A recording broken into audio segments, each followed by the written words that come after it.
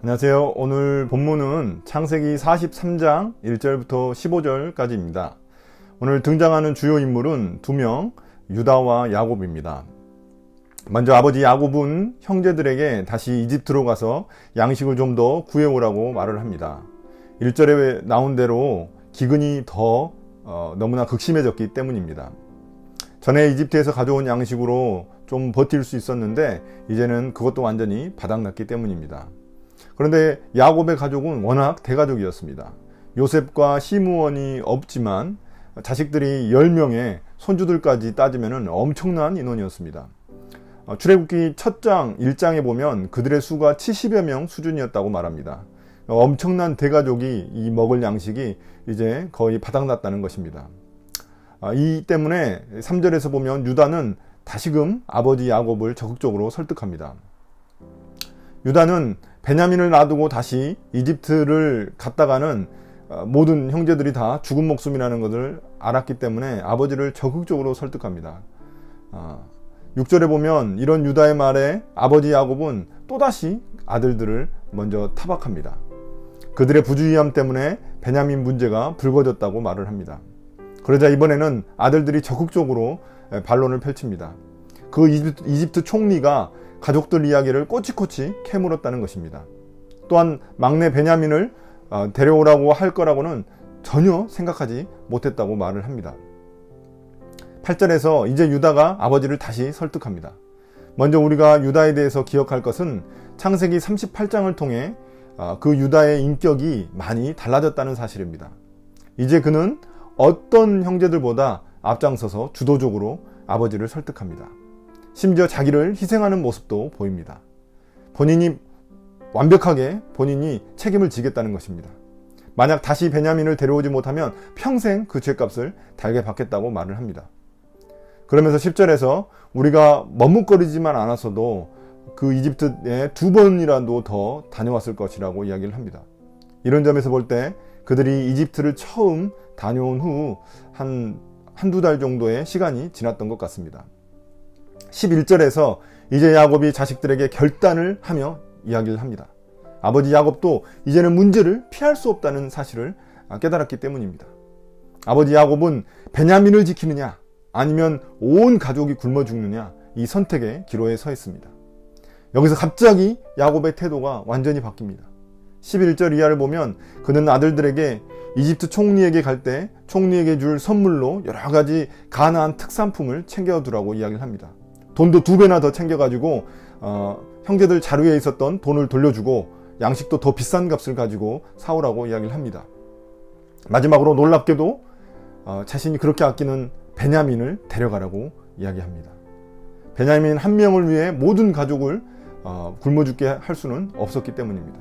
그는 이제 14절에서 하나님의 자비만을 바랄 뿐이라고 말합니다.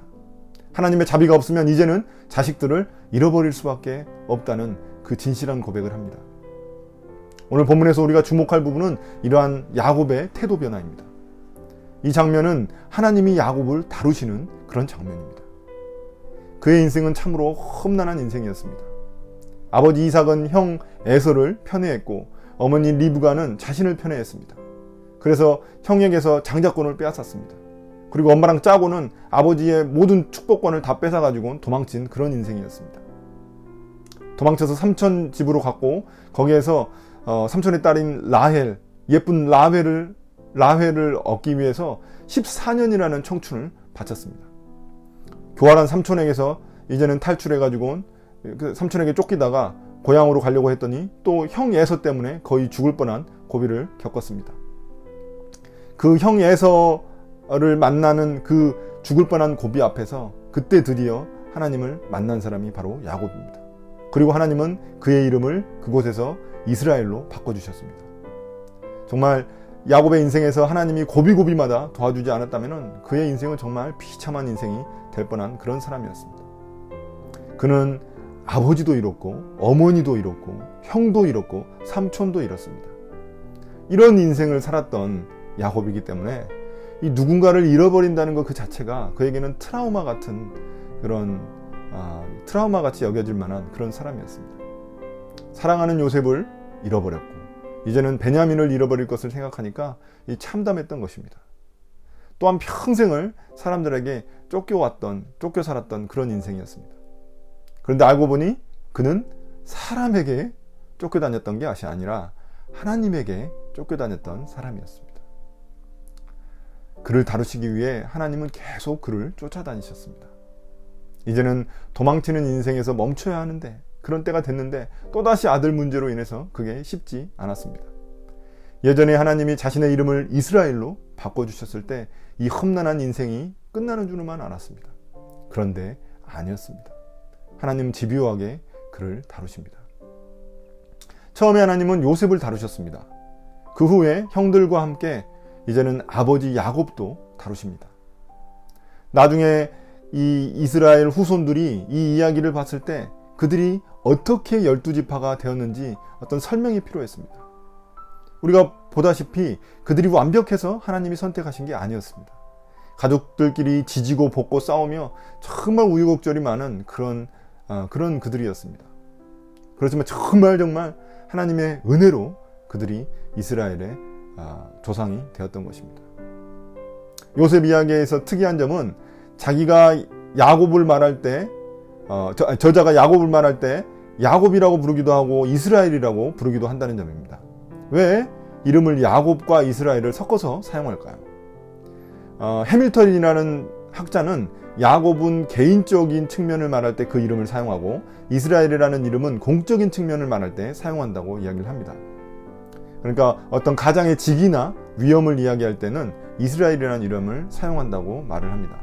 그렇지만 제 생각은 조금 다릅니다. 지금까지의 야곱은 이스라엘이라는 명칭을 사용하기에는 좀 아직 부족한 그런 사람이었습니다. 그러니 저자가 의도적으로 이름 두 개를 섞어서 사용한 것 같습니다. 그러나 43장을 계기로 후반부로 가면 갈수록 야곱이라는 이름보다는 이스라엘이라는 이름을 더 자주 사용합니다.